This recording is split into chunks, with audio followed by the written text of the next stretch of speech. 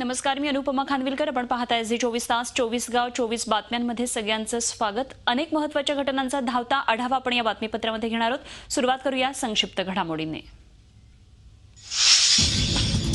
कन्हैया कुमारच्या जामिनावर 19 फेब्रुवारीला सुनावणी होणार आहे. उमर खालिद शरण आल्यामुळे कन्हैयाच्या कोठडीत वाढ करण्याची मागणी दिल्ली पोलिसांनी हायकोर्टमध्ये केली आहे. देशाविरोधात घोषणाबाजी संदर्भात कन्हैयावरचे आरोप सिद्ध करण्यासाठी केवळ व्हिडिओ फुटेजच नव्हे तर प्रत्यक्षदर्शीही पुरावा म्हणून असल्याचा दावा दिल्ली पोलिसांनी केल्याची माहिती सूत्रांनी दिली आहे. कन्हैया सध्या तिहार जेलमध्ये न्यायालयीन कोठडीत आहे आणि याच प्रकरणात एकूण 6 आरोपी आहेत.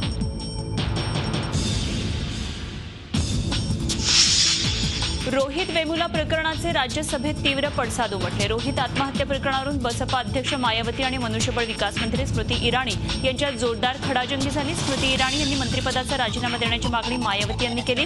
तसंच चौकशीसाठी नेमण्यात आलेल्या समितीमध्ये दलित न्यायाधीशाचीही नेमणूक करण्यात यावी अशी मागणी मायावतींनी केली. तर चर्चेची तयारी दर्शवत मायावतींच्या प्रश्नांची उत्तरं देण्यासाठी सज्ज असल्याचं इराणींनी सांगितलं. मला संसदेत बोलायचंय पण सरकार माझ्या बोलण्याला घाबरते, मला बोलू देणार नाही अशी प्रतिक्रिया राहुल गांधी यांनी दिली आहे. ते राहुल गांधींची मतं ऐकण्यासाठी आम्ही उत्सुक आहोत असा खोचक टोला केंद्रीय टेलिकॉम मंत्री रविशंकर प्रसाद यांनी मारला आहे.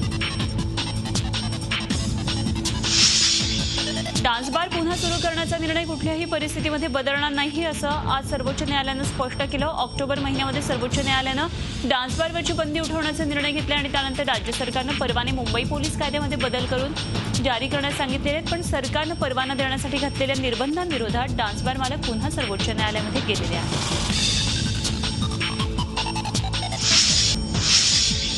लातूर जिल्ह्यातल्या पानगावमध्ये 19 फेब्रुवारीला घडलेल्या पोलीस मारहाणीवरून स्वार्थी राजकारण करण्याचाही प्रयत्न केला जातोय.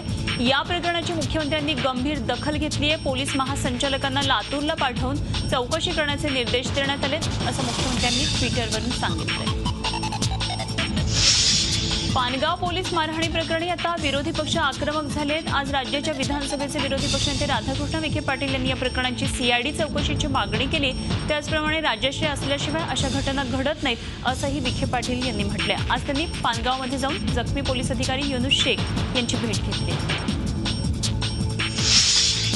महाराष्ट्र सदन घोटाळा प्रकरणी लाचलुचपत प्रतिबंधक विभागानं तब्बल 20,000 पानांचं आरोपपत्र मुंबई उच्च न्यायालयामध्ये सादर केलंय. यामध्ये छगन भुजबळ, समीर भुजबळ आणि पंकज भुजबळ यांच्यासह एकूण 17 जणांवर आरोप ठेवण्यात आले. महाराष्ट्र सदन घोटाळा प्रकरणामध्ये आरोपींनी कंत्राटदारांना 80% नफा मिळवून दिलाय. तसंच त्या बदल्यामध्ये इतर कामं आणि रोख घेतल्याचं आरोपपत्रामध्ये नमूद करण्यात आलंय. हे 20,000 पानांचं आरोपपत्र 2 लोखंडी पेट्यांसह न्यायालयामध्ये सादर करण्यात आलं. फसवणूक करणं, गुन्हेगारी कट रचणं, गुन्हा करणं, सरकारचं नुकसान करणं, अधिकारांचा गैरवापर करणं तसंच लाचलुचपत प्रतिबंधक कायद्याअंतर्गत गुन्हे नोंदवण्यात आलेले आहेत. आता यावर न्यायालयामध्ये कधी सुनावणी सुरू होते याकडे सर्वांचं लक्ष लागलंय. शिवसेनेनं मुख्यमंत्री देवेंद्र फडणवीस यांच्या कामकाजावर पुन्हा एकदा नाराजी व्यक्त केली आहे. दिल्लीमधल्या महाराष्ट्र सदनातल्या वरिष्ठ अधिकारी महाराष्ट्राच्या प्रश्नांसंदर्भात उदासीन आहेत. तसंच महाराष्ट्र सदन इथलं कार्यालय अत्यंत निष्क्रिय असल्याचं पत्र शिवसेना खासदार विनायक राऊत यांनी मुख्यमंत्री देवेंद्र फडणवीस यांना पाठवलंय. सरकारचंही याकडे फारसं लक्ष नसल्याचं त्यांनी पत्रात म्हटलंय. अर्थसंकल्पापूर्वी घेतली जाणारी बैठक बोलावली नसल्याबद्दल पत्रामध्ये त्यांनी नाराजी व्यक्त केली आहे.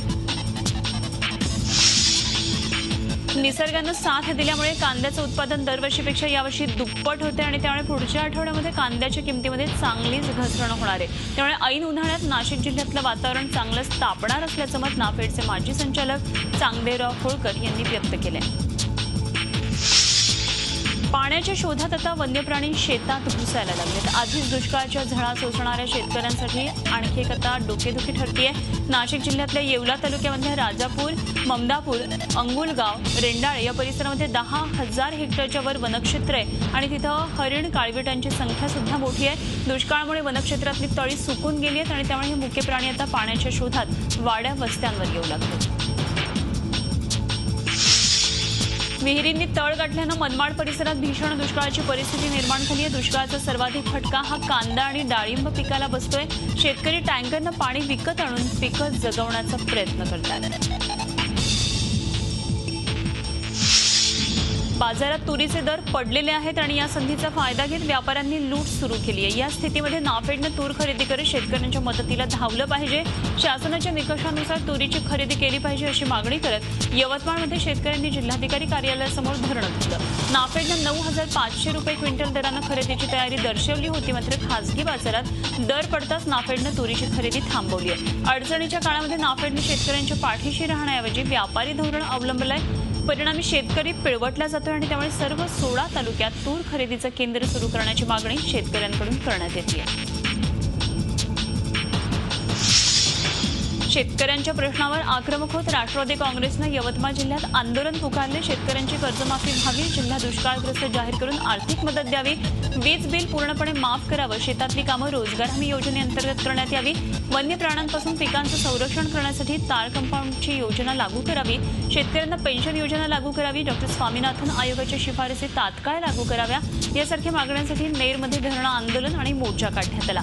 जिल्ह्यातून 3 लाख शेतकऱ्यांची पत्र न्यायालयात पाठवली जातील। भुई खेडकर यांच्या नेतृत्वाखाली शेकडो शेतकऱ्यांनी एकाच वेळी न्यायालयाच्या नावानं पत्र पोस्ट केली आहेत।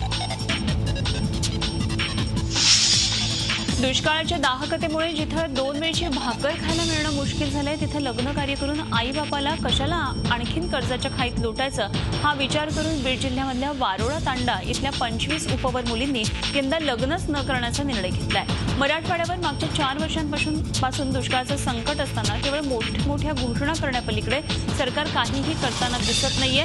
लग्न न करण्याच्या या मुलीच्या निर्णयानंतर तरी झोपलेल्या सरकारचे डोळे उघडतील अशी अपेक्षा व्यक्त होतीये। आगामी अर्थसंकल्पीय अधिवेशनामध्ये शेतकऱ्यांची संपूर्ण कर्जमाफी करण्याची मागणी लावून धरणार असल्याचं काँग्रेस आमदार अमित देशमुख यांनी नागपूरमध्ये सांगितलं। निवडणुकीआधी दिलेली आश्वासनं सरकारनं पाळावीत असं आवाहनही त्यांनी केलं। केंद्र आणि राज्यानं स्वामीनाथन आयोग लागू करण्याची मागणी त्यांनी यावेळी केली।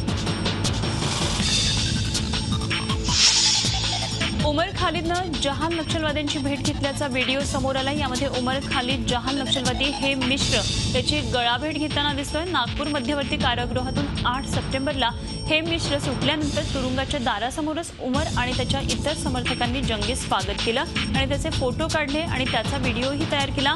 हेम मिश्र हा नागपूरच्या मध्यवर्ती कारागृहात बंदिस्त असलेला नक्षल समर्थक प्रोफेसर साईबाबाचा कुरिअर म्हणून काम करायचा। त्याला गडचिरोलीमधून पोलिसांनी अटक केली होती।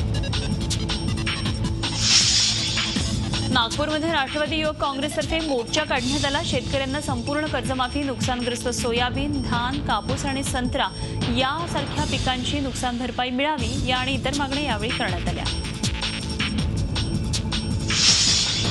रिक्षा चालकांना लागणाऱ्या परवाना शुल्कामध्ये भरमसाठ वाढ केल्याचा निषेध म्हणून नागपूरमधल्या ऑटो चालकांनी आंदोलन केलं। राज्य सरकारनं अधिसूचना काढून केलेली ही शुल्कवाढ त्वरेनं मागे घेण्याची मागणी त्यांनी यावेळी केली। मागणी मान्य झाली नाही तर आंदोलन तीव्र करण्याचा इशारा या आंदोलकांनी दिला।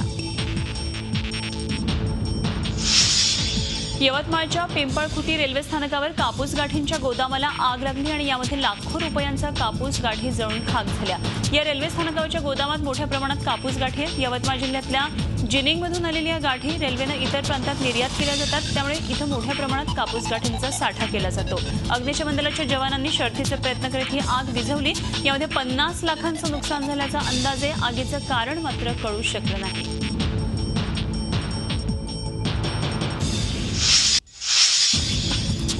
कोल्हापूरची महालक्ष्मी आणि वाद हा आता नवीन मुद्दा राहिलेला नाहीये। आता असाच एक नवा वाद महालक्ष्मी देवीच्या प्रसादावरून निर्माण झालाय।